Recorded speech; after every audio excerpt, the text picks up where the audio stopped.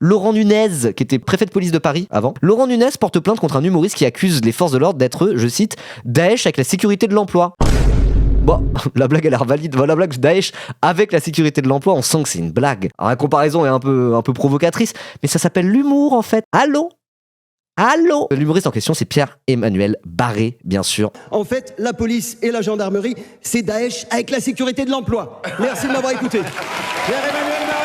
Bah c'est drôle, elle est bien la blague. Non, puis il dit pas ça injustement. Il dit ça en se basant sur les révélations vidéo qu'il y a eu de Mediapart où tu vois comment ils parlent et tu vois justement cette espèce de réjouissance qu'ils ont à mettre en danger de mort des manifestants en disant j'ai entendu ça toute ma vie. Et avec le côté où ils en ricanent, ils font des blagues, ils appellent tout le monde les pulls à pisse. Il y a ce truc d'un peu d'humiliation qu'il y a dedans quoi. Ouais non, donc c'est sur cette dernière blague du coup qu'il a porté plainte Laurent Nunez. C'est une blague, c'est de l'humour et normalement c'est censé être protégé par la liberté d'expression. Et puis surtout regardez ce qu'il disait. Nous sommes beaucoup dans ce pays à être charlistes, qui est un état d'esprit, qui est celui qui consiste d'abord à être attaché à la liberté d'expression.